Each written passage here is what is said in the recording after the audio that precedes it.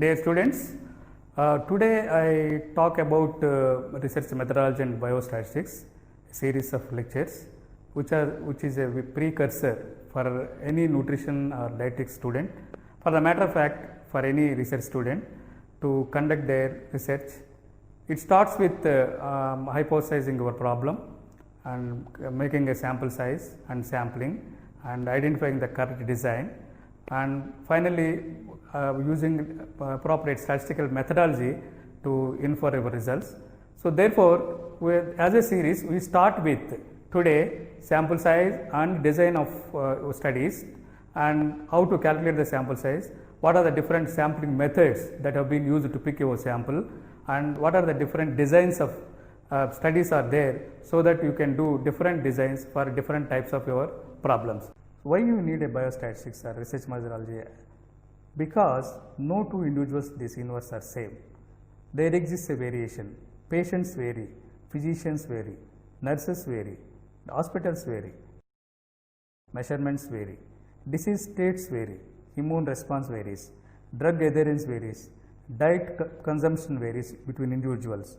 Therefore, to capture that variation, we have to use the sample and sample size and research methodology as a matter of extracting the variation. The principles of good experiment is based on 3 points. One is replication, randomization, local control. Replication is nothing but repeating the experiment as it is, other words, is called a sample size. Randomization, to minimize the bias, we randomly allocate the subjects to different groups. Local control is nothing but making heterogeneity into homogeneity. Anatomy of research, basically we have to follow 7 steps to achieve your outcome. One is you have to define the problem. 2, you have to specify the objectives. 3, you have to select the design or type of study. 4, select study population. 5, calculate appropriate sample size. 6, analyze the data. 7, determine the conclusions. If coming one by one, you have to define a problem. That means that you have to clearly state the problem that should permit clear description of overall goals and specific aims. Therefore, we have to have an hypothesis to prove or disprove of your research problem. What is an hypothesis? A well-formulated hypothesis will be both quantifiable and testable. That is, involve measurable quantities or refer to items that may be assigned to mutually exclusive categories. So, as an example, if you want to put an hypothesis, the hypothesis would be like this. For example, for males over 40 suffering from chronic hypertension, a 100 milligrams daily dose of this new drug lowers diastolic blood pressure on an average 10 mm per Hg. Therefore, it has involved many things. One is you have to identify the population from this. The population is male subjects who has the age of 40 years and who are suffering with hypertension is our population. From that population, you have to pick the sample. Therefore, you have to specify the objective to prove your hypothesis. The objectives of the study should be clearly stated, and there should be a description on how the objectives are related to the design of the study. Both primary and secondary objectives should be included. So, the third point comes, and which we are going to discuss now in detail, select the design or type of study. What do you mean by design? The design of the study is the procedure and method predetermined by an investigator to be adhered to in conducting a research project. The methods used to obtain valid data to answer a research question. Therefore, what are the different types of designs you have? There are observational studies, there are experimental studies. What is an observational study? An observational study collects data from an existing situation. The data collection does not intentionally interfere with the running of the system. An experiment is a study in which an investigator deliberately sets one or more factors to a specific level. So, what are the different observational studies that are available? One is a correlational study, case report and case report series study, cross-sectional survey, case control study, cohort study. In experimental, randomized control trials or community trials. We will go one by one about the observational studies. So, one of the important observational study is the cross-sectional design. Whenever you want to estimate the current scenario of the population or in terms of the prevalences, the cross-sectional design is most commonly used. It includes surveys, laboratory experiments and studies basically to estimate or describe the prevalences of the diseases at the present scenario or the current point. So, a research objective is often used with a cross-sectional study, as these observation studies are often descriptive in nature. Case control studies where investigators are seeking information on past behaviors. For example, two groups of subjects are selected on the basis of whether they have or do not have same condition of interest or some condition of interest. One group have a condition of interest, that is cases, and another group will not have the condition, that is control.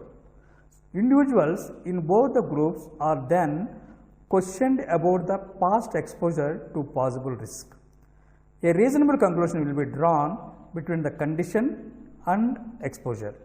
So, how to conduct a case control study is being depicted in the picture. So, what are the advantages of case control design? Valuable for studying rare condition, short duration, relatively inexpensive, relatively smaller samples needed. The outcome is always in an odds ratio. So, what are the disadvantages? Limited to one outcome variable. There is a potential bias from selection of cases and controls, does not establish sequences of events, and potential survivor bias, and also does not yield absolute risk estimates. Therefore, the case control studies are useful to assess the cause and effect of the past history of the subjects.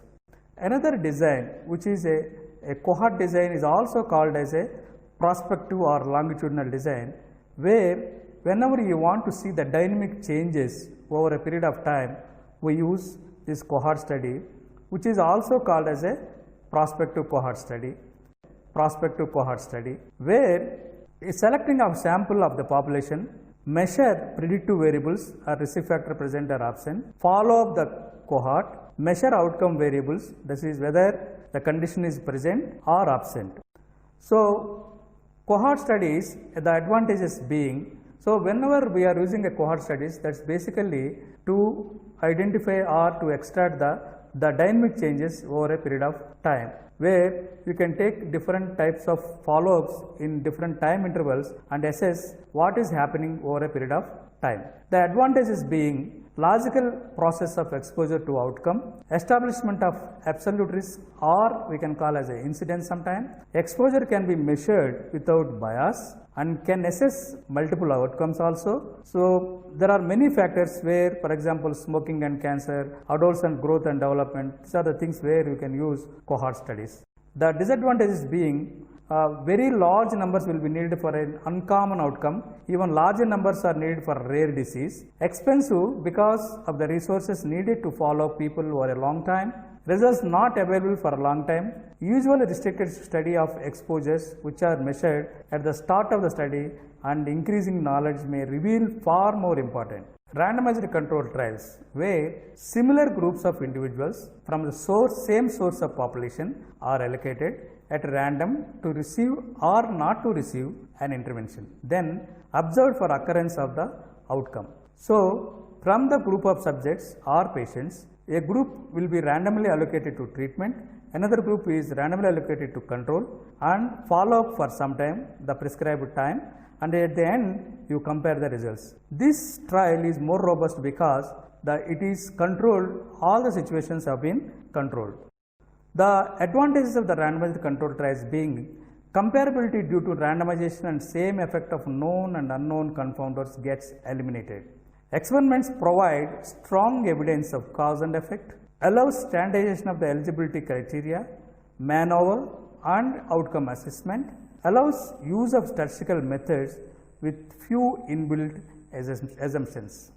The disadvantages being may be expensive in terms of time, money and people, Many research questions are not suitable due to ethics, likely cooperation or rarity of outcome.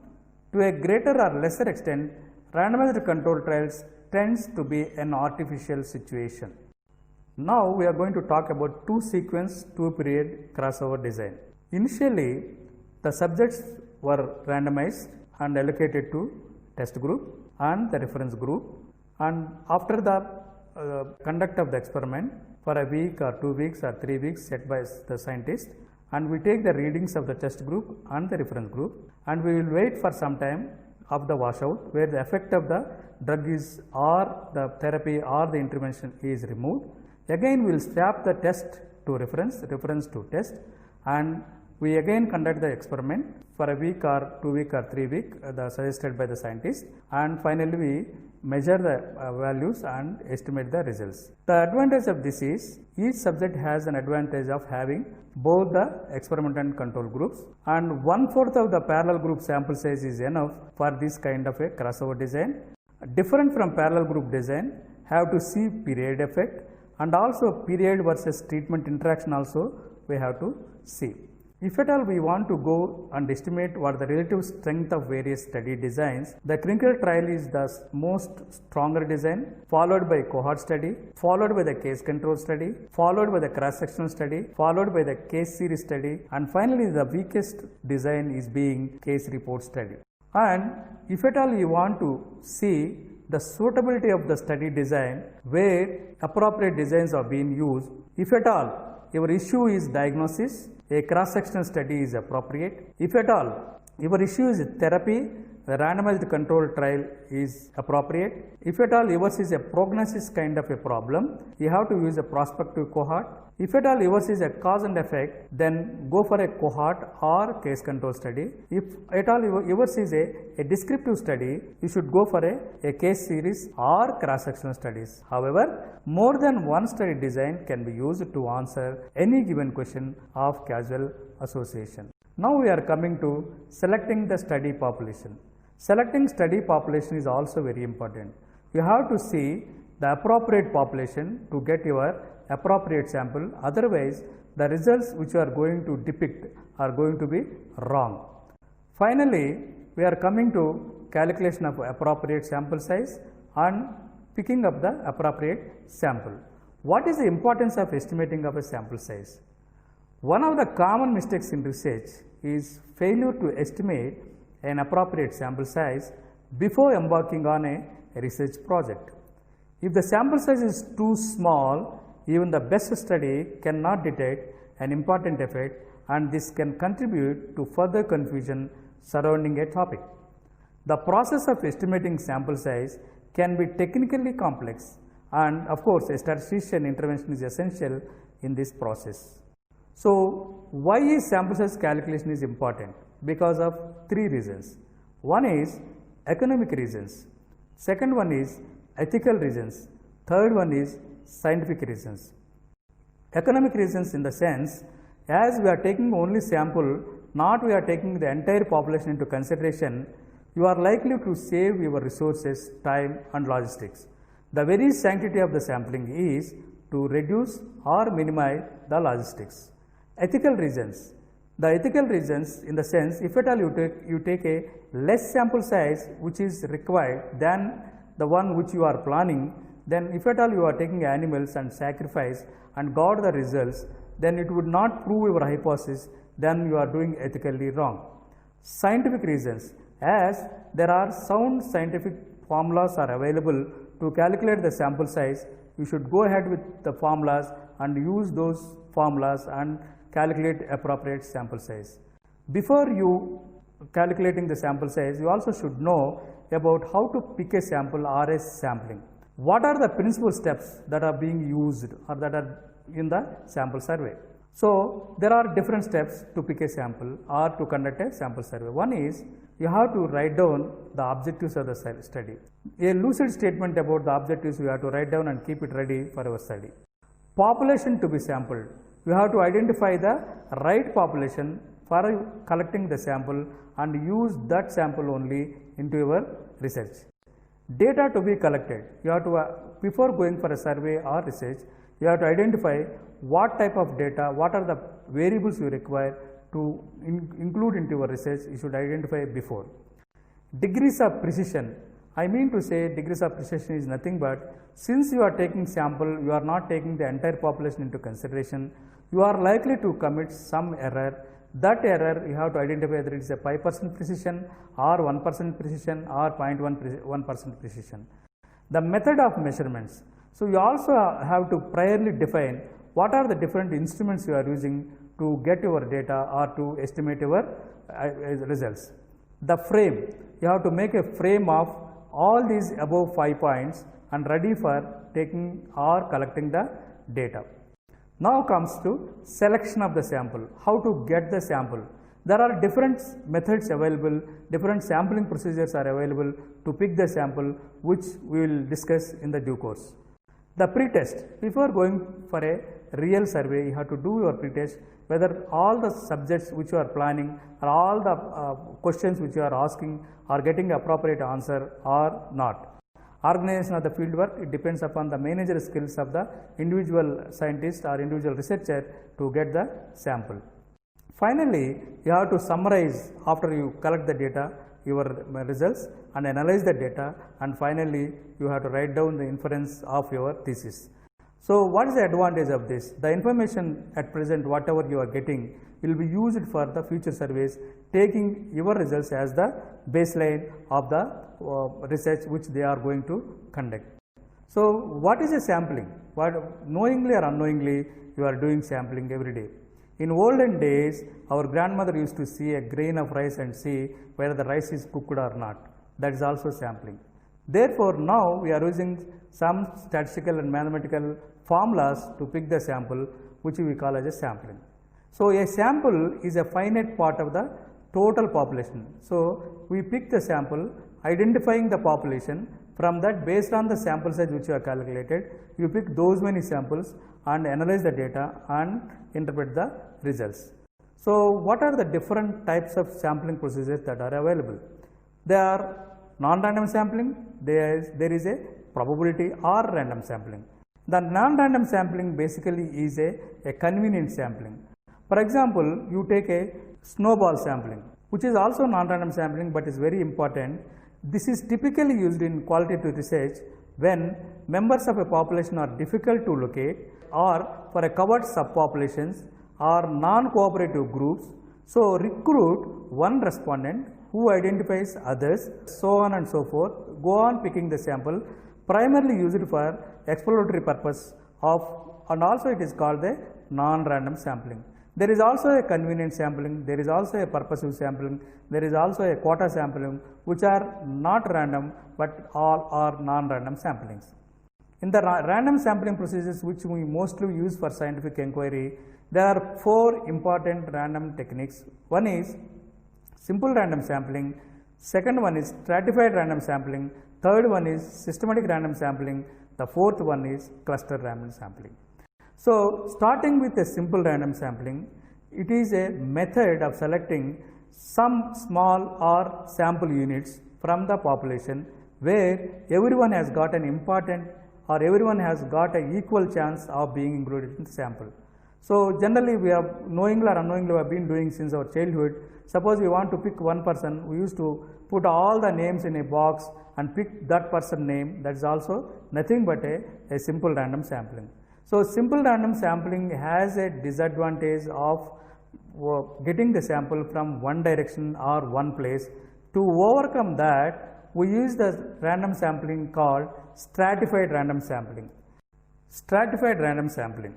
In stratified random sampling, the population of n units or the total population which we are considering for our research is first divided into subpopulations or stratums, which we call respectively. These subpopulations or stratums are non-overlapping. So, we know the characteristic of each substratum and together they comprise the whole of the population. So, if we add all these stratums, the total population will be formed. Therefore, from each stratum again we pick some sample randomly, and from all the stratums whatever the random sampling you picked, we add them and we make a final sample, so that whatever the sampling or whatever the subjects we have picked is the true representation of the total population. Therefore, the heterogeneity is minimized or reduced when compared to simple random sampling. Therefore, the stratified random sampling has an advantage over simple random sampling to minimize the bias or heterogeneity. Now, we will talk about systematic sampling. Systematic sampling eliminates the need for complete up-to-date population, but requires a reasonably accurate plan showing all households on an orderly layout, which makes it possible to go systematically through the whole site. For example, if at all we have the systematically numbered subject, say 5000 subjects, from 5000 you want to pick 100, then 5000 by 100 is 50. So, every 50th subject will form your sampling unit. Therefore, it starts at 50th and ends at 4950, so that all the 100 subjects is taken from the bottom to top, starting from the 50th subject ending with 4950. This systematic random sampling is having an advantage over stratified sampling, over simple random sampling, as it minimizes the heterogeneity or variation in the sampling procedure. There is another sampling technique called cluster sampling. Here, the sampling unit consists of a group or a cluster of smaller units that we have called elements or subunits. For example, to assess the prevalence of Gaita in school children of a state, we may need to have a list of schools in various PHC areas or urban blocks or census towns. Each school constitutes a primary sampling unit. The children in each primary unit are the final sampling unit in this prevalence study. This cluster sampling is quick to get the sampling, but has got a disadvantage, the possibility of all the contiguous sample come in one place. To overcome this, generally whenever we are using a cluster sampling, we use the design effect. In general, we use the design effect of 2. So, whatever the sample size we get using the simple random sampling, we multiply with the 2 and we take the double sample size when we are using a simple random sampling, so that this mistake or this lacuna of contiguity of sample is reduced by taking the design effect of 2, which is double the sample size of the whenever you are using a simple random sampling. So, how do you calculate the sample size? What are the assumptions that are needed about the conditions of a study or to complete a sample size calculation? So, actually this is very difficult and typical for a student or for a researcher how to calculate a sample size. If we really go about the formula and each one separately and what is the definition of each one, if you substitute, that is very easy to understand and to calculate. So, what are needed actually to calculate the sample size? What are the values that are needed? For example, values of estimation of sample size, for example, you choose the main endpoint of interest and the method by which it will be measured. For example, you take difference in average calcium intake from food between two groups using two sample t-tests. How to calculate the sample size for that kind of a scenario? Or else specify the size of the difference between the experimental group that is meaningful to detect. So, actually what happens, we need 3 parameters to calculate the sample size. The amount of the change you are affecting at the end of the study. For example, if you are given 100 iron tablets for a pregnant woman, after 3 months, what is the amount of change in hemoglobin the pregnant woman may get will form you the end result, which you have to substitute in the formula. I am going to tell you the formula and how to substitute that. For example, what is the meaningful difference? For example, in the above calcium intake, meaning difference would be around 225 milligrams. If at all yours is 225 milligrams, what would be the sample size? And the third one is estimate the expected variability. You can ask me how do I get the variation, as I have not yet conducted my experiments. That is why whenever you come to a statistician or any person who knows about calculating the sample size, they ask you what is the variation of your data, what is the amount of change you are going to affect at the end of your study, and what is the confidence interval, and what is the error you are expecting. These 4 things they will ask. Then you can answer saying that, how can I know the variation as I have not yet conducted my study?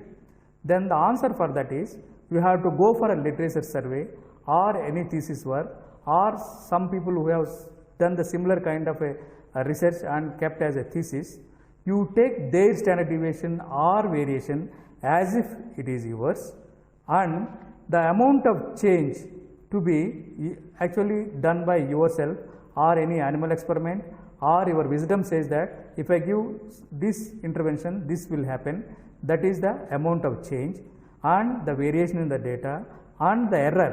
Generally, every time you are, whenever you are referring, that you refer that p is less than 0.05.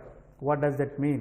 That we will learn in the subsequent modules of testing of hypothesis, where the error is 5%. That means that if you repeat the experiment 100 times, 5 times you are likely to get the wrong answer, 95 times you get the similar what you are expecting. That's why it is called a 95% confidence interval. So if you see in the picture or in the screen, the formula is given for a sample size calculation for the mean change or mean effect. The formula says, it is a typical formula which says that Z alpha by 2 into sigma, which we call as a standard deviation, the square of that, divided by the epsilon. Epsilon is nothing but the amount of change you are expecting at the end of the study.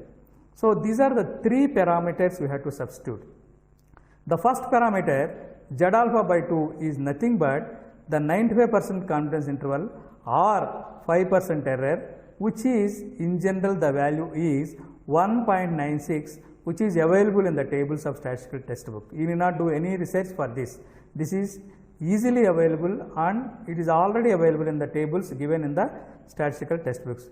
That is nothing but, if at all you want to have only 5% of error in your study, if you want to conduct the study and you want to calculate sample size, the value for that is 1.96 in the denominator, which we call as a Z alpha by 2. The sigma, which is also called as a standard deviation, where that is not your standard deviation because you have not yet started your experiment. That is a standard deviation you get from any literature search who has already done the research of your nature or similar kind of experiment. Take their standard deviation as if it is yours and substitute. So 2 parameters you already got. The denominator, which we called as epsilon, is nothing but the amount of change you are expecting at the end of the study. For example, if you give the intervention for 3 months or 6 months, what will happen to hemoglobin, what will happen to zinc, or what will happen to calcium, that kind of information if you have. So the amount of change whichever you have at the end of the study, that should be evidence based. We cannot give arbitrarily. Therefore, either you go through any other research already been done by someone else, or you have some information about this, or someone of your colleagues have done a thesis on that and that is already available. Use that and substitute here to get your sample size. For example, I also given, you can see on the screen, I am giving an example how many participants would be needed to have a 95% confidence in mean cholesterol lowering between the high and low fiber diets if the high fiber diet lowers mean cholesterol by 5 milligrams per deciliter more than the low fiber diet with standard deviation of 25 milligrams per deciliter. So it consists of everything. I mean to say 95% confidence interval is nothing but either your experiment is 95% correctly, even you repeat the experiment 100 times, 5% it may go wrong, still it is acceptable. That value is always 1.96, which we are going to substitute now in the formula. And in the example, the standard deviation they are given as 5, where we are substituting there 5 square because that is the sigma square which we are given in the formula. It is not 5, it is 25 standard deviation. The 5 is in the denominator where the amount of change you are affecting at the end of the study. Therefore, now you only have to substitute your value as the amount of change you are expecting at the end of the study, that is the denominator, which you have to pick either from the past research or with your wisdom or someone else already done and kept in the library of the research which you are going to in the similar lines. And the standard deviation is always from the literature research, and that 1.96, which is a 95% confidence interval, is already given in the table. That is a standard mathematical value. If you substitute all these three values, the sample size you got here is 96. So, exactly 96 subjects you can consider for your research. If you don't substitute or use this kind of appropriate formula, if you take 50 subjects, then you are underestimating your results. If you don't use this formula and take 200 subjects, you are wasting resources. Either way, you are doing mistake if at all you don't use the appropriate sample size for calculating your research and for calculating your problem. Therefore, this is the formula. Whenever your data is in terms of mean, to calculate the sample size prior to your research, you have to use this formula. So, every time we are not interested in taking the means only, sometimes we are also interested in considering our research in terms of proportions or percentages. For example, the prevalence of anemia you take, it is 50 or 60% at the present. You want to give some intervention, either food or therapy or whatever way you want, and you want to reduce that 50% to 30%. Therefore, you want to reduce the prevalence of anemia by 20%. How much sample size it is required to go ahead with your kind of a research. The formula which is displayed on the screen or shown on the screen is the same formula, but we use the terms called P and Q. What is P? P is the prevalence of a particular disease. If P is 50% and the normals are again 50%, total is 100% or 100% in the population. Therefore, P and Q are related as P is equal to either 1 minus Q or Q is equal to 1 minus P. If at all your prevalence is 50%, you can also write that as a 0.5 in terms of the proportion. If you see the formula on the screen, the formula says that Z alpha by 2 whole square into P into Q by epsilon. The Z alpha by 2 whole square is always in terms of the error. If at all you are considering 5% error, the value for that is 1.96, which is already available in any of the statistical textbook. If at all your error precision is too small, say 1%, the value is 2.59, you have to substitute. Here the thumb rule is that the more the sample size, the less the variation, the less the error. Therefore, Z alpha by 2 1.96 you can take from the textbook or any of the value, that is a standard. And P, the prevalence of the particular disease or particular symptom, where you consider that as a proportion, 50% means 0.5 proportion, 30% means 0.3 proportion, and correspondingly Q is nothing but 1 minus P, and the epsilon is the amount of change you want to effect in this research. Probably from 50% you want to reduce by 30% means you are going to affect by 20%. Therefore, epsilon will become 20%. Based on that, if you substitute your values into the formula, and you can get whatever the sample size is required for this kind of a problem. Therefore, in this formula which is displayed on the screen or in the picture, you can use whatever the prevalence of interest you can and calculate for different types of prevalences what the sample size you get. That is a homework for you and it is easy to calculate.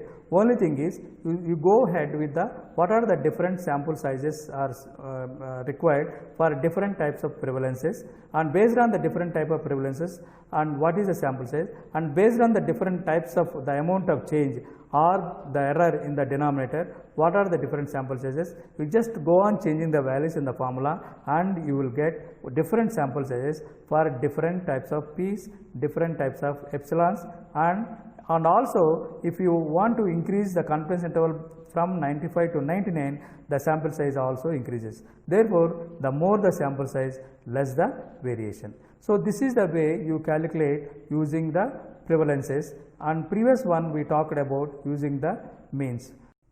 Today I am going to conclude this session. In this session we dealt with the putting of objective, hypothesis, what are the different study designs used for different situations, where, how and when different study designs are being used, and also different sampling procedures, how to pick a sampling using different sampling procedures. And finally, we used the different sampling size procedures, or how to calculate the sample size when your data is in terms of continuous like means and also in proportions. Therefore, this would definitely enable you how to put an objective hypothesis, how to use different study designs to your different kinds of problems, and how to pick a sample using different sampling procedures, and finally how to calculate the sample size and go for a survey and get the data.